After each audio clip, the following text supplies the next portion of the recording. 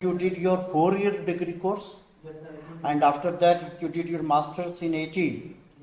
And masters was 2-year course or 3? 2 years. So again a gap of 1 year. Why? Sir, after my BTech, I joined Genesis International as a business developer. I worked there for 3 to 4 months, and the work culture was very hectic there. So I decided to prepare for GATE for first competitive exam for me in geophysics, sir, which was a completely new course for me because I studied geophysics only in 1 semester. Entire geophysics I prepared by my own, and I gave GATE and I qualified in geophysics. Then I did MTech in petroleum geosciences, and after that I became eligible in GSIs from geology branch, sir. So I have studied both geophysics and geology, and I have qualified GATE in both the subjects.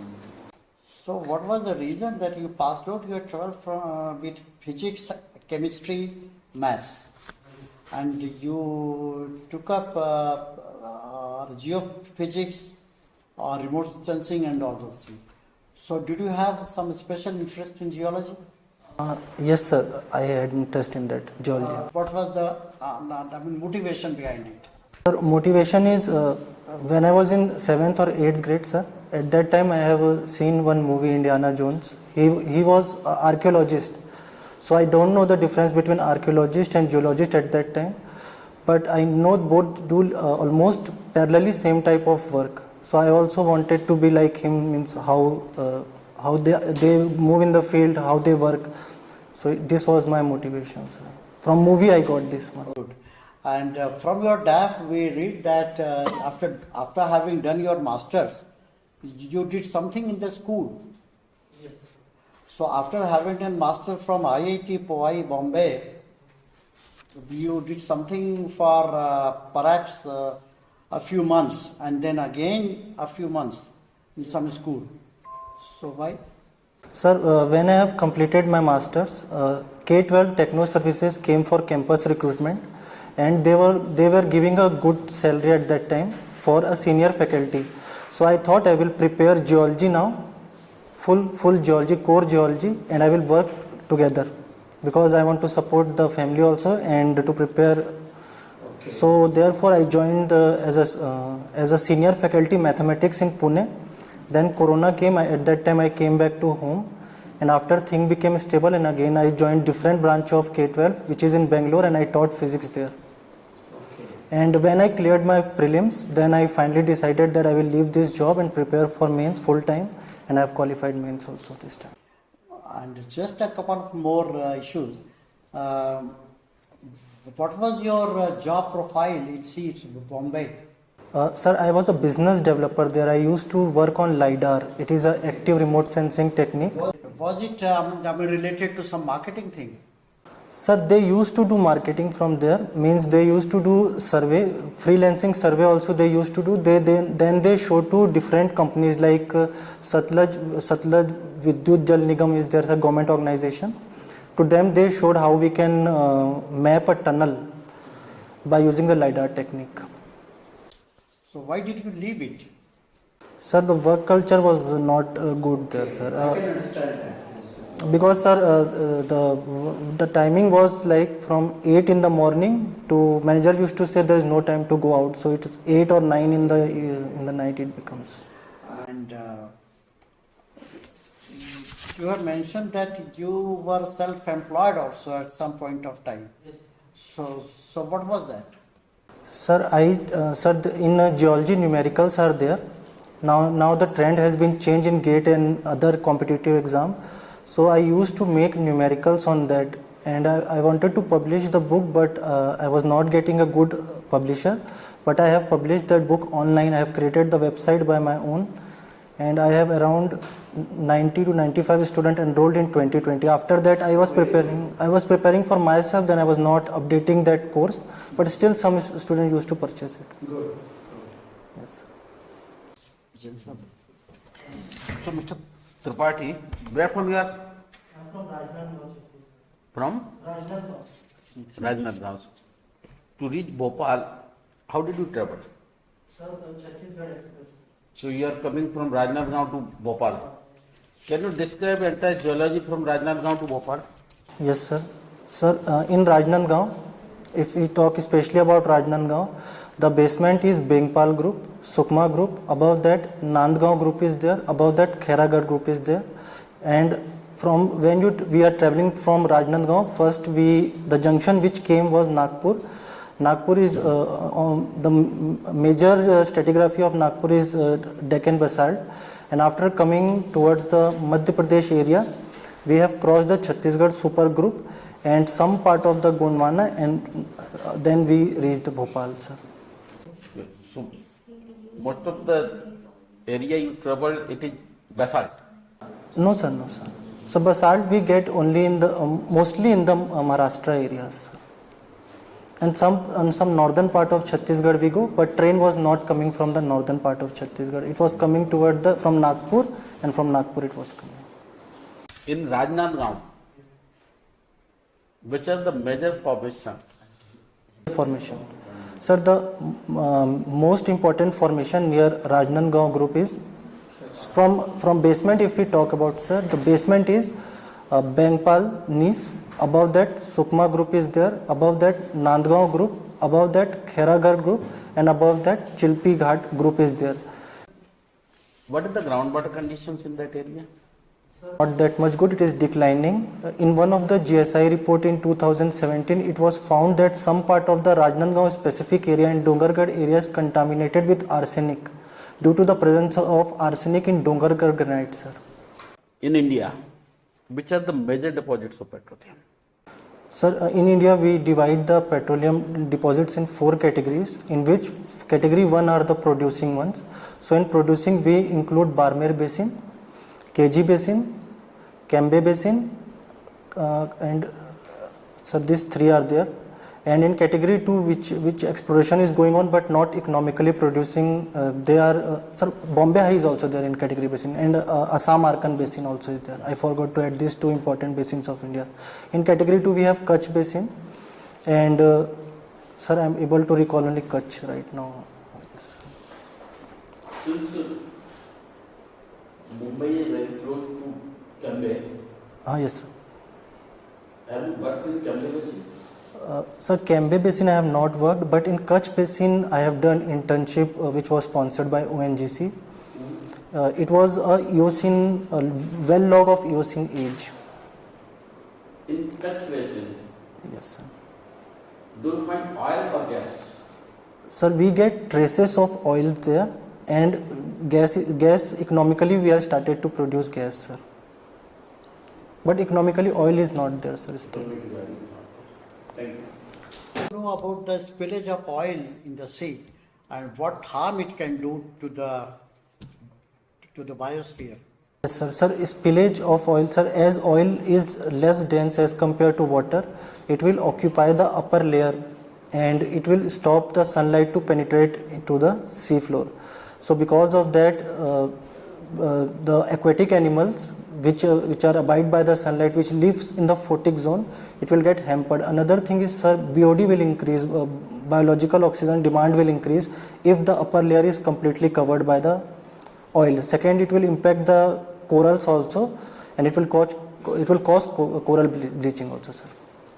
In order to remove the spillage of oil in the sea, one method is skimming of oil. Do you know other methods also? Sir, I know how to detect it, but I don't know how to clean it, sir. How to detect, I know, sir.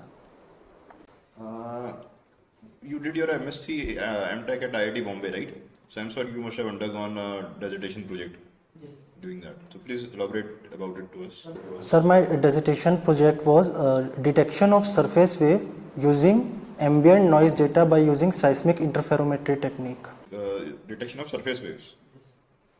So tell me, in scenarios where one scenario you have blasting taking place and you have geophones installed which records it, and natural earthquake taking place and your geophones record that too, what would be the difference in surface waves of both of them? Sir, one blasting, where the blasting is happening, there we will get the high amplitude of surface waves, sir, because the amplitude is very high, and the amplitude decreases from the focus of the earthquake, and it also depends upon which type of blaster we are using, sir. And in case of natural occurring earthquake, more we go toward the source, then the amplitude will be high. But as compared to the artificial source, the amplitude of artificial source will be higher than the amplitude of natural source. Okay. To detect oil in wells, can you use, let's say, passive seismology? Are you aware about any such technique? Sure. Yes, sir. Passive we can use, but it is not recommended. Passive, because sir, depth in the passive source are very less. Like I have done my project in passive seismometry only, but it was majorly used to detect from where what is the major zone for earthquake, not for oil and gas. For oil and gas, we have to go for seismic reflection survey, which penetrate from 3 to 5 kilometers of depth. So we have to go for seismic reflection survey, sir. And what is the depth of passive survey? Passive survey, sir, I am exactly not sure, but it will be around 1 to 2 kilometers as per the research I have done. Yes. So the ratio of H by V will usually tell you about the presence of oil layer or a liquid layer in a well that has already been explored. So this is something ONGC is doing right now in Gambia at some of the wells. Okay. Tell me, let's say if you are in a field work where you have terrain and you don't have anything on surface, you just have a flat geomorphology, or I would say just geomorphic landscape to look at, and you need to assess the subsurface features. So what are the best geophysical techniques that you will be using and why? Sir, if in the field we will mostly for exploration purpose, sir, we will use resistivity, especially for oil. For groundwater, we can use for oil we can use resistivity survey, sir. So what is the depth of resistivity? Sir, it is around 3 to 5 kilometers, sir. 3 to 5 kilometers, sir. Just look at it once again. Yes. Once you do out, right? It should be something between 30 to 50 meters. 30 to Not in kilometers. okay, sir. So what is the difference between your reflection and refraction survey when you really want to talk about the shallow top layer of Earth? Sir, difference is reflection survey comes before the refraction survey, and the place where refraction and direct wave comes, we call it as a crossover distance. And one more very important thing is reflection survey has a less amplitude as compared to refraction survey. Okay. You said you've done some internship for Kutch region, right? You've seen a Eocene log of that region. So what was the environment like in Eocene in Kutch? As per Which part are you talking about? sir, it was a Manyara Fort region, approximately Manyara Fort. So the major lithologies sir, at that time was shale, sandstone intercalation is there. So from that we have identified it was a transgression and regression type of environment, means shallow marine. During the transgression, shale was getting deposited, and during the regression we get the sandstone. And traces of oils are also found there, which shows that the organisms or terrestrial organisms were also used to be there in that time. Which are the surveys when you borehole surveys that you can do when you want to assess the presence of shale or sandstone?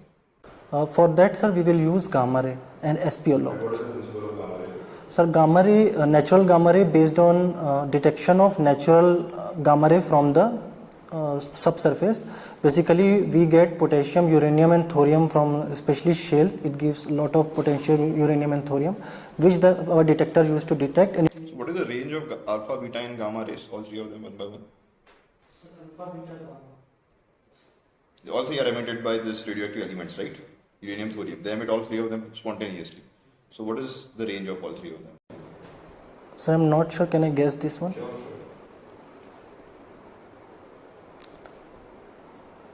Sir, gamma will be the maximum.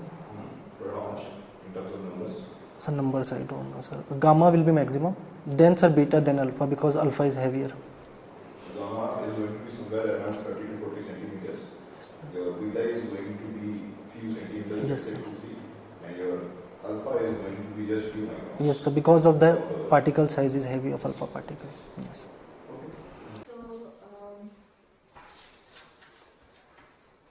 So Sam, great. I mean, I have just a couple of questions. And since you did your masters, you are MTech from IIT Bombay, right?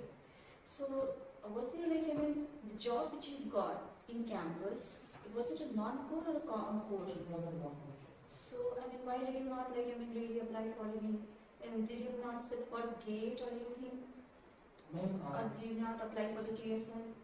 Ma'am, actually petroleum geoscience is one of the branch of geology, and geology is very very vast. So I need time to study the full geology because I don't have any command on like petrology at that time and other core branches of geology. So I thought I will join some non-core job and I will prepare simultaneously at that time. Okay, so I just was the last question on this. Is it your last attempt for the geology, for this UPSC exam? No? This is my first attempt.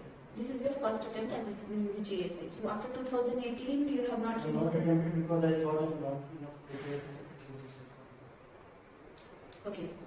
So now, since you have done your masters from IIT Bombay, I'm sure you must be comfortable with structural geology and other aspects, your sedimentology and everything, right?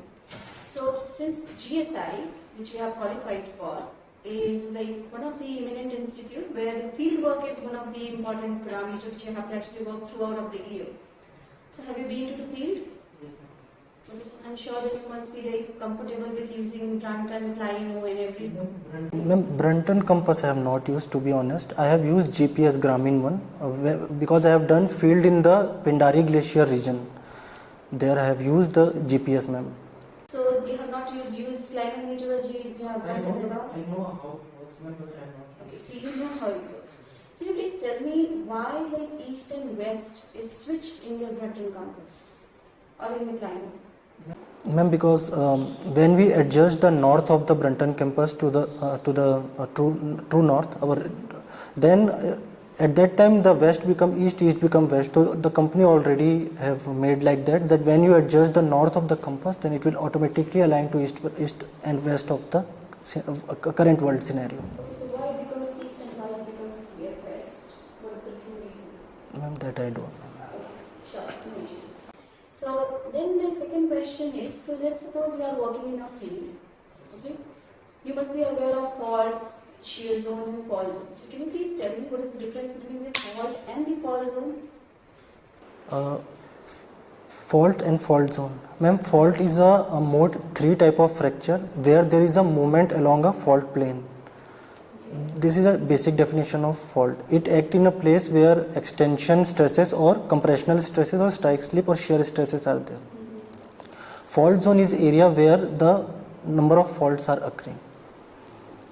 Are you sure? Ma'am, second part I am not sure. About fault zone. Fault I am sure, ma'am. So let's suppose you are working in a field and then you must be then aware of the shear zone also because this is the basic of like your structural geology thing, right? So you're working in a field. How do you identify whether you're in a fault or a fault zone regime or in a shear zone regime? What signatures you should look for? Ma'am, in fault zone we will get the rocks like fault gouge and breccias, and asperities we will get. In shear zone we will get pyroclasts, ma'am, like myelonites and all those things. Pyroclast is... Ma'am, it occur in depth, ma'am, in certain Okay, depth. so that is not pyroclast. Porphyroclast, ma'am. Porphyroclast, ma'am. Porphyroclast. Mental porphyroclast. So that is happening at the depth as you pointed out, right? So what controls the strength of your crust in continental region as well as in your oceanic crust? Ma'am, strength is controlled by the composition, ma'am. Which composition? Ma'am, like in our continental crust, the upper part is sial, which is silicon and aluminium basically. In terms of the like minerals? In terms of minerals, we get, ma'am, feldspar, quartz and all those. And in oceanic crust, we mostly get mineral. In terms of mineral, we get pyroxenes, ma'am. Okay, so which one is controlling the strength of your continental crust? Feldspar or quartz? Ma'am, can I guess this one? I'm not Yeah, sure. please. Ma'am, feldspar, I think, because it is weak as compared to quartz. It is less. No, ma'am. Okay, that's all right. Okay, so you have worked in Kutch Basin, right? So can you tell, since you have been exposed there, you have worked there, can you tell us structural units in that area? Structural units, ma'am. Stratigraphy units, I know. Structural. Structure you don't know. How the Kutch Basin came into the existence? That I know, ma'am. Okay. During the Cretaceous time, ma'am, the most of the Indian part was under the shallow marine region. There was a huge transgression at that time. At that time, Kutch Basin formed. So that how the basin formed. This is we are talking about the deposition. Yes, ma'am. Before having a deposition, we need to have a basin. Basin, So how yes, that ma'am. basin came into the existence. Ma'am, this basin basically formed when India was separated from Gondwana, ma'am. At that time, this basin was created. So what kind of basin is Kutch Basin? Ma'am, can I guess this one? I'm not sure, ma'am. Geosynclinal, rift, ma'am. Rift. So where do you get the rift basins? In the extension, In extension. Why? ma'am, because during extension we get a growth faults and different faults are created and space is created in between them. What kind of faults do you expect to have in extension and settlement? Ma'am, basically we get here growth fault, synthetic and anti-synthetic faults also, and duplexes also we get. Domino fault, ma'am. Not duplexes, ma'am. Sorry, I'm extremely sorry. It get in domino. I was telling domino fault. Are you sure? No, ma'am. That's all right. Thank you. Tell me what is Pascal's law? Sir, Pascal's law is whenever we apply a pressure to a confined liquid, then it will be equally distributed in all the direction. The best example of the Pascal's law used is in hydraulic machine. By applying a very less force, we can lift a very heavy object. Can you tell about sedimentary facies? Sir, sedimentary facies represent a set of beds which have, if they have a same type of structure and texture, they have been deposited in same type of environment. Or in texture and structure, not about what about mineralogy? Yes, sir, mineralogy also, sir. थोड़े nervous और cautious लग रहे हो starting में, relax हो जाओ. When you started off in the beginning, when you came in, थोड़े से nervous लग रहे थे, relax हो जाओ. बाद में जब तुम डिस्क्राइब करते हो तो कॉन्फिडेंस आ जाता है क्योंकि तुम्हें चीजें पता है इसलिए, राइट? वो बनाए रखो, है ना? आपके प्लसेस बहुत सारे हैं, माइनसेस में कुछ खास नहीं है. You are confident, well poised for the interview. और जो नहीं आता बोल्डली ना कर देते हैं, that is a good thing. और variety of field of your this thing, you know a lot about them.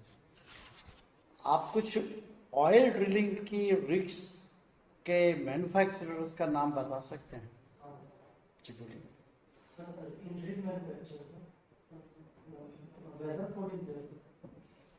आप वर्ड में कुछ जो टॉप के हैं, कुछ like Ingersoll is one, Aramco is another. हाँ. Later it's also makes. Yeah. In drilling, Weatherford makes, drill bit and all Weatherford. So you did your masters with whom in IIT Bombay? Project? Yeah, project. Professor. Professor Bharashil. So you might have had like I mean, these structural geology courses with whom? Who taught you?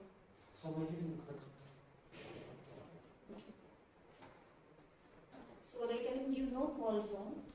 You answered me that question in the next question, so you know what is fall zone. You talked about the Brexia and everything, right?